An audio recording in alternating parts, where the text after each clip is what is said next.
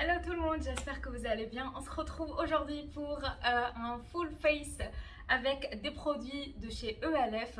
Alors c'est une marque que j'ai voulu tester il y a quelques temps déjà et finalement je n'ai pas franchi le pas, je ne sais pas pourquoi.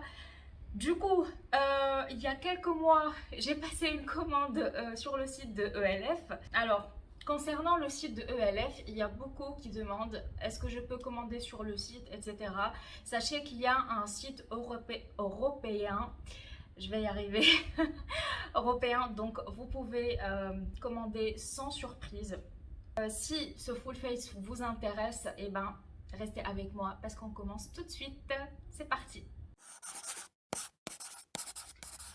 Hop, je vous ai rapproché un petit peu avant de commencer. Oui, j'ai changé de coiffure. D'ailleurs, merci à toutes les personnes qui m'ont dit que c'était très très beau et tout ça sur Instagram. Merci beaucoup. Même moi, je ne me reconnais plus avec cette nouvelle coiffure.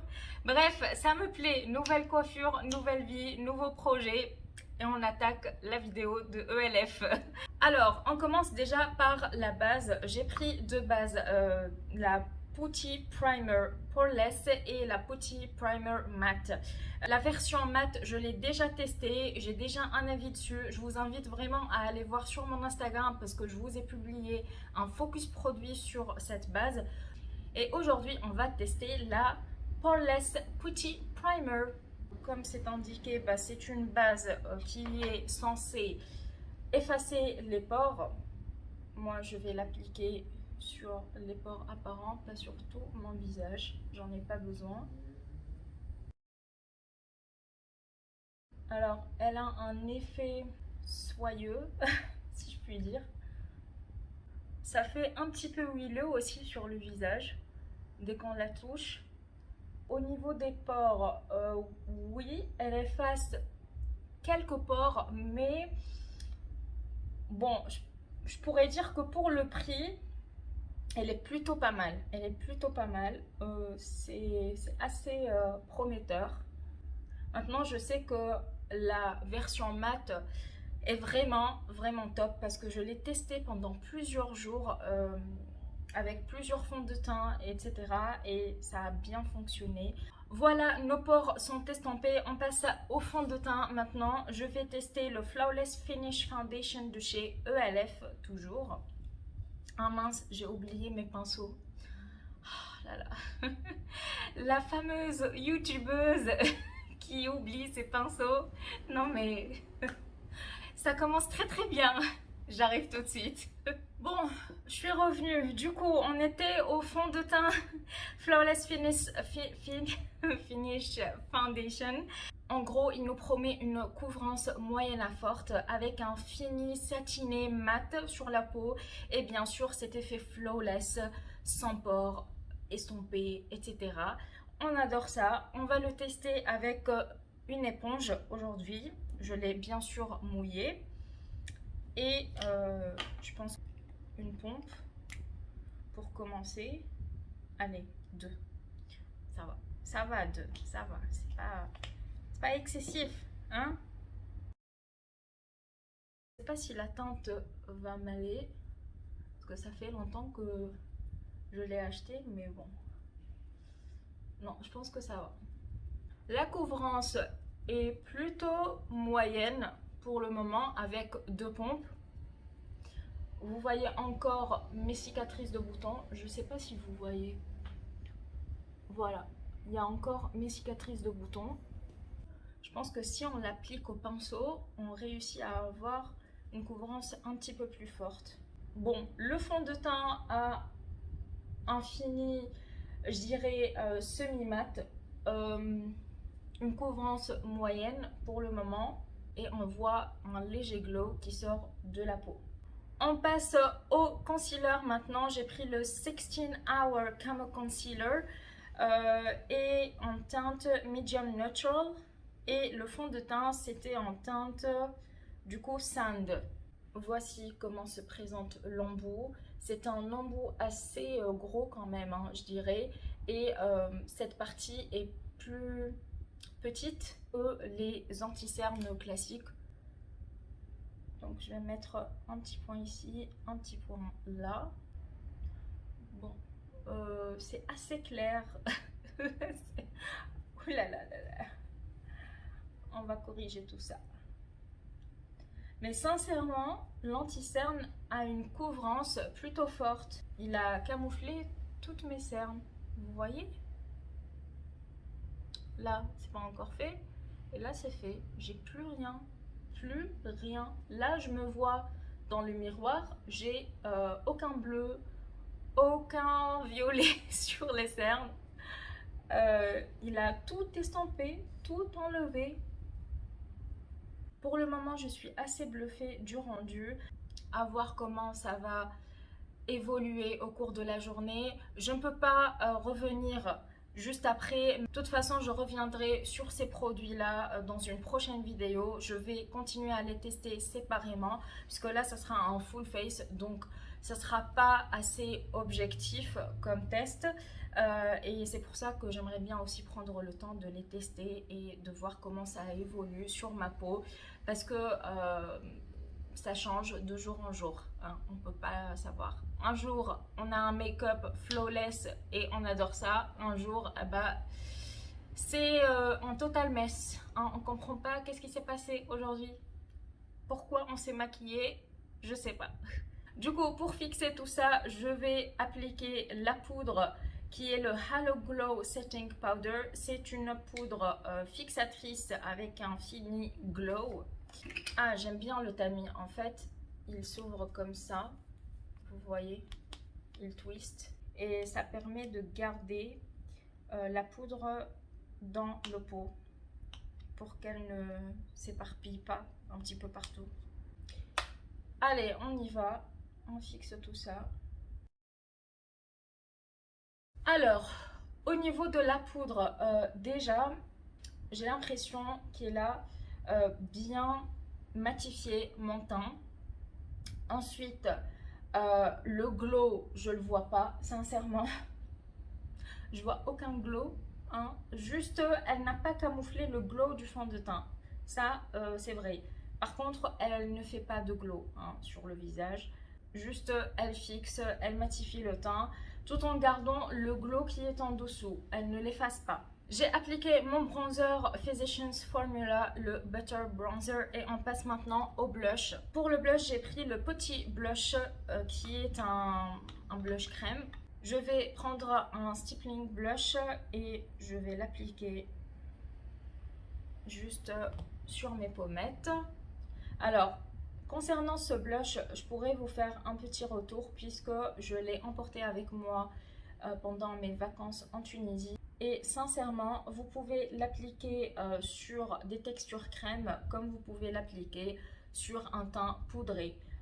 Il ne fait pas de taches, il s'estompe facilement, il est pigmenté. Franchement, il est juste top pour le prix. Regardez. Vous voyez là? Là, c'est sans blush et ici, c'est avec le blush. Il est vraiment, vraiment pigmenté. Donc, vous n'avez pas besoin d'en mettre beaucoup. Je vous conseille de prendre un stippling blush pour ce genre. Un stippling brush. Je vais y arriver. Un stippling brush pour ce genre de blush. On passe maintenant à l'highlighter. Alors, pour le highlighter, franchement, c'est une énorme surprise pour moi. Il s'agit du Jelly Highlighter. Contre la texture, c'est très très liquide, jelly, etc. On adore. Concernant ce highlighter, je vous conseille d'appliquer petit à petit et de le travailler vite. Alors, si vous l'appliquez des deux côtés, eh bien, vous devez le travailler hyper vite. Sinon, si vous êtes du genre à prendre votre temps à estomper le produit, je vous conseille de l'appliquer d'un côté et ensuite de passer à l'autre. Parce qu'en fait, il sèche super vite et quand il sèche, il fait des taches. Ça, je l'ai remarqué. En fait, un jour, je l'ai oublié sur ma peau et finalement, je me suis retrouvée avec des petits points de highlighter sur le visage. On adore ça. J'étais dégoûtée, mais au moins ça m'a permis de savoir qu'il fallait le travailler tout de suite.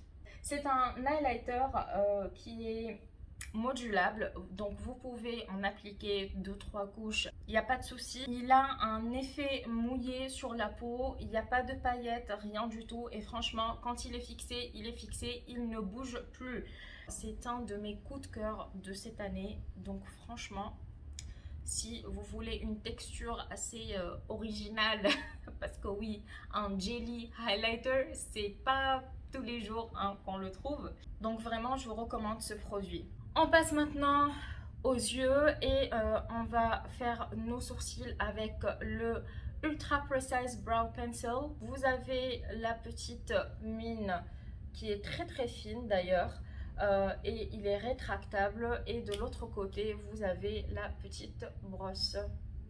Voilà, moi j'ai pris ça et en fait on m'a donné un cadeau qui est un produit aussi à sourcils, mais cette fois-ci c'est hop en poudre. On a une partie poudre et une partie crème.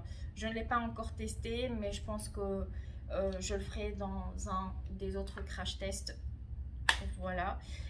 Allez, on passe aux sourcils. Le crayon, je le trouve un peu sec. On doit revenir plusieurs fois. C'est pas plus mal en fait. Alors moi j'aime bien quand un crayon n'est ni gras ni trop sec. Là je le trouve un tout petit peu plus sec à mon goût. Mais peut-être que vous allez aimer. Hein.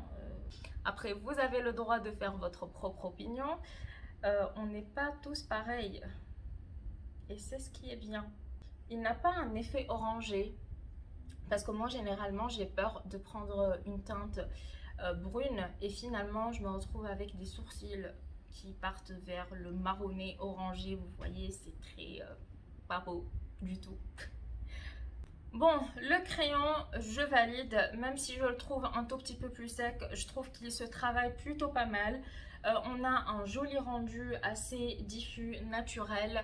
Et en plus, le sous-ton n'est pas orangé. On passe maintenant au gel fixateur. J'ai pris le Clear Brow and Lash Mascara.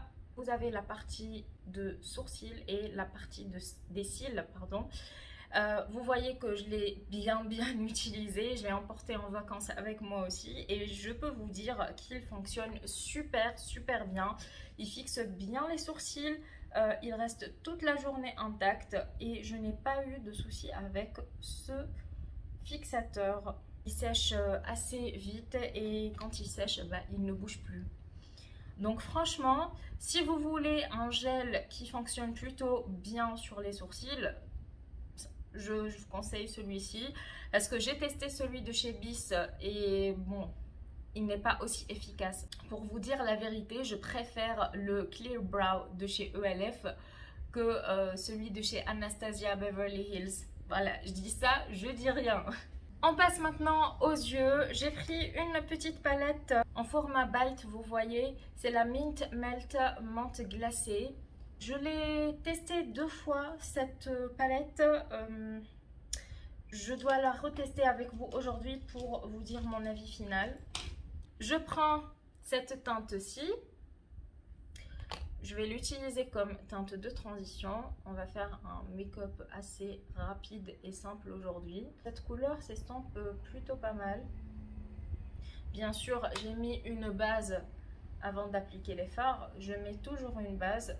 Ayant des paupières grasses, je ne peux pas mettre des fards sans base. Ça, c'est juste impossible. Bon, là, il m'a fait une petite tache, mais ça va. Ça va. Je peux l'estomper. Et franchement, je prélève petit à petit parce que sinon, bah, ça risque de faire un effet un petit peu cacadois, vous voyez. Ça va, j'ai pas de chute. Concernant cette teinte, en fait, elle paraît très claire dans le pan, mais sur les yeux, elle est plus foncée. Je suis revenue plusieurs fois hein, pour avoir cette pigmentation-ci. Mais je trouve que pour le prix, parce qu'elle coûte 4 € je crois, donc pour le prix, on a plutôt une pigmentation correcte. Pour foncer mon coin externe, je vais prendre cette teinte ici et je la mets dans mon coin externe. Ah ouais, oh. Non mais regardez-moi la pigmentation. Oh. Je n'ai mis qu'un seul passage, hein. Voilà, là. Et en plus, j'ai tapoté. J'ai tap, comme ça. Aucune chute avec cette teinte, d'accord? Aucune chute. Nada. Il s'estompe bien. Franchement, je suis assez bluffée des produits de chez ELF. Tout ce que je viens de tester pour le moment, c'est positif. Maintenant, je passe à cette teinte qui est mint. Et franchement, regardez-moi ça. C'est trop beau. Je vais la mettre au centre de ma paupière. Ce genre d'effet, je l'applique toujours au doigt. Parce que qu'on n'arrive pas à avoir le même effet avec un pinceau, même mouillé et tout, c'est pas pareil. Quand on applique ce genre de texture avec le doigt, sur nos doigts, il y a un tout petit peu de gras, donc ça aide à, comment dire, à coller le fard. Et la dernière teinte, c'est celle-ci. Du coup, on va l'appliquer dans le coin interne de l'œil. Et celle-ci aussi, Mamma Mia. Oh, regardez-moi la pigmentation en un seul passage. Mais franchement, je suis bluffée de mon maquillage aujourd'hui et des produits. Encore une fois, pour le prix, parce que n'oublions pas que ces produits-là sont à petit prix et la palette coûte environ 4 euros. Et là, je n'ai rien à dire. Rien à dire. Bon, je finis mon ras-de-cils inférieur, je mets du mascara et je reviens pour tester le reste des produits. Voilà, mascara appliqué, ras-de-cils fini. On passe maintenant au rouge à lèvres. J'ai 2 rouges à lèvres à vous présenter. Le premier, c'est le Sheer Matte Liquid Lipstick et le deuxième, c'est un rouge à lèvres en raisin. Celui-ci, pour le coup, je l'ai eu... Non, c'est celui-là que j'ai eu en cadeau. Celui-là, je l'ai commandé. Mais aujourd'hui, je vais tester celui-ci parce que celui-ci, je l'ai déjà testé. Je vais quand même le swatcher pour vous. Voilà, la teinte. C'est un, comment dire, un pêche orangé, marronné. Je vous swatch l'autre aussi. Donc l'embout est comme ceci, en forme triangulaire. Il a un effet plutôt, comment dire, transparent. Donc voilà la teinte. Il a un effet transparent, comme une sorte de lac à lèvres, mais qui sèche assez vite et mat. On la sent pas du tout, mais genre pas du tout. C'est très confortable. Comme vous voyez, il a un effet plutôt discret. Il a très vite séché et on sent pas la texture sur les lèvres. C'est très agréable. Et on finit ce maquillage avec le spray. J'ai pris la brume fraîcheur de fixation à la noix de coco qui nous promet d'avoir un maquillage longue tenue. Oh là là, c'est très agréable. Alors au niveau du spray, pas une brume, je dirais plus un spray. Parce que quand vous sprayez, quand vous pchitez, bah, ça vous fait quelques gouttes sur le visage. C'est pas comme la brume de chez Morphe par exemple. L'odeur, c'est une odeur de noix de coco. Ça fait pas artificiel, vous voyez. C'est la vraie odeur de la noix de coco. Donc je suis plutôt ravie de cette expérience assez sensorielle de ce côté-là. Je vous le montre de plus près. Voilà les amis, le crash test est terminé. J'espère qu'il vous plaît. N'hésitez pas à me le dire en commentaire et si vous allez craquer sur quelques produits ou si vous avez déjà testé l'un des produits que je viens de vous montrer, n'hésitez pas à partager votre avis, ça m'intéresse beaucoup. En plus, ça pourrait aider d'autres personnes aussi. Alors globalement, je suis plutôt satisfaite du rendu de mon maquillage, de tous les produits que je viens de tester aujourd'hui et de toute façon je vous tiendrai au courant de chaque produit séparément. Écoutez, je vous laisse maintenant. J'espère que vous allez passer un bon week-end et on se retrouve dimanche pour la prochaine vidéo. Ciao ciao!